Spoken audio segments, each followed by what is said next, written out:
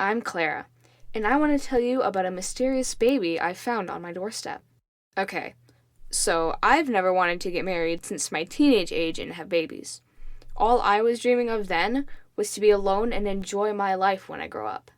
I mean, kids are a nightmare, right? You become a mom and your life's over with the stress you'll be going through with those children you're raising. No more partying and having fun. It's all diapers and bottles.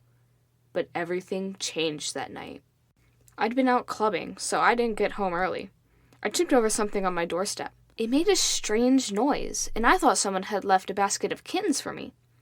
But then I looked closer and realized someone had put a baby on my doorstep. I took it into my apartment with the aim of seeing someone that is responsible for it. Luckily, I found a note tucked into the Moses basket being carried with the baby. It said, "This is your baby. You got me pregnant, and I can't afford to look after her, so she's your responsibility now. Her name is Mary. Please love her as much as I do." What? I was shocked, so I said to myself that it was clear there'd been a mistake. I just bought my apartment recently, so the baby must have been meant for the guy who lived here before me. Well, I wasn't going to keep her, obviously. I called the cops, and they said they'd come with someone from CPS to take the baby. But while I waited for them to arrive, I was cuddling Mary, and she was so cute.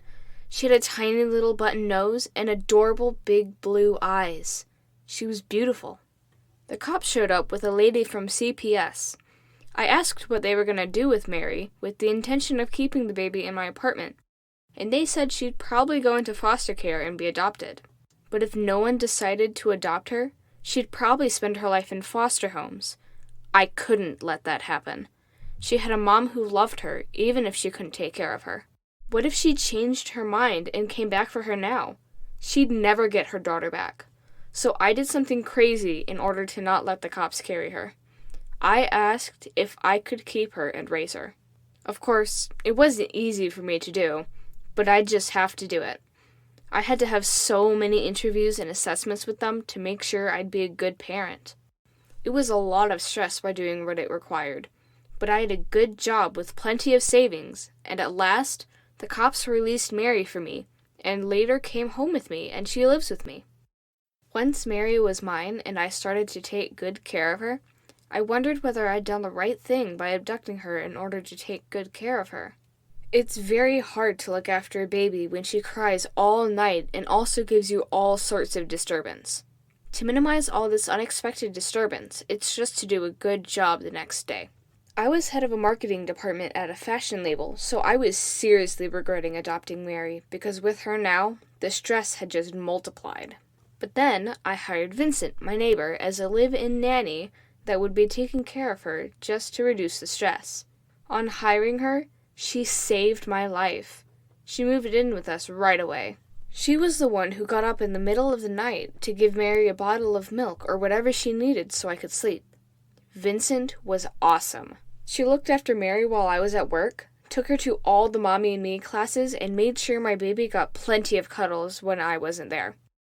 She really did all that I expected from her since she considered it as a full-time job. I looked after Mary on the weekends so Vincent could have a break. But most of the time, she would insist on hanging out with us because she was used to all that she did to make my baby a lively child. Things were great for a while as she continued doing all of those things. But when Mary grew up and she later started school, I told Vincent we didn't need her anymore and that I would be able to take care of her now that she was a big girl. She started crying and said she didn't want to leave. She said we were like family. We agreed Vincent could stay as my housekeeper just to consider her. She cleaned all the house and did all the necessary things that were supposed to be done before I got home and while Mary was at school. Once Mary came back from school, she would look after her until I came home from work. Mary loved that Vincent was still living with us.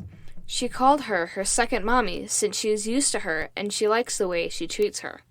But not long after Mary's 10th birthday, I lost my job when the company I was working for went bust. After this had happened, I tried my best to have another job, but nobody wanted to hire me. I was so high level and experienced, all I wanted to do was find the same kind of job and keep everything in its normal position. Since I didn't see any, I decided to apply for a lower position. Everyone said I was overqualified.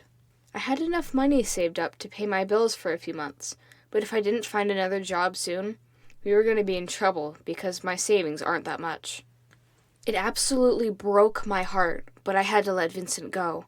She begged me not to sack her. She said she'd work for nothing as long as she could stay with us.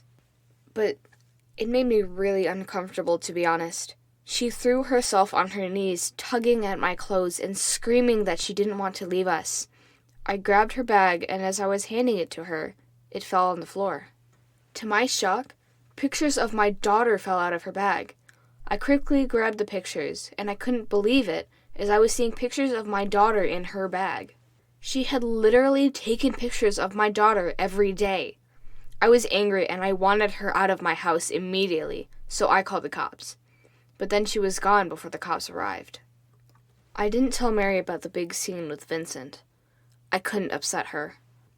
She loved her nanny so much, so when I told her she wasn't going to live with us anymore, that she wanted to go see her mom, she burst into tears. She asked if she could meet up with Vincent, but I said no. She yelled at me that I was the worst mom she's ever met and that Vincent was a better mom. Then she shut the door to her room. But I was still looking for a job since no one wanted to employ me, so I decided to sell my marketing agency just to save some money and spend more time with Mary. Perhaps she didn't want to hang out. She was still mad at me for sending Vincent away, but whenever I asked her if she wanted to do anything like movies or novel, she said no. Until one day, she told me that she enjoyed a fight that she watched on her teacher's phone at school, and that she would need it because she is going through something and would need it for practice also. I decided to make her happy by buying it for her.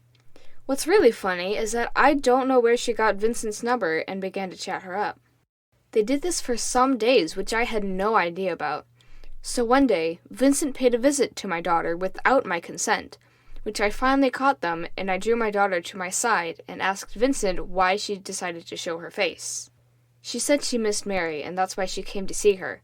I told her with anger that I didn't want to see her face anymore or I would call the cops. On settling the matter, a lady came in and asked for the owner of the house. I asked her who she was, since I'm the owner of the house. The woman said she dropped a baby girl at the house's front door a long time ago, and that she had come back to take the baby back. I was terribly shocked after hearing that. What do you mean by that? You mean you're the one that dropped off the baby at my doorstep, and you're saying you want to take her back? What are you trying to say? I told her that it couldn't be possible. She said she wouldn't agree with what I said, and Vincent also said she wanted the baby.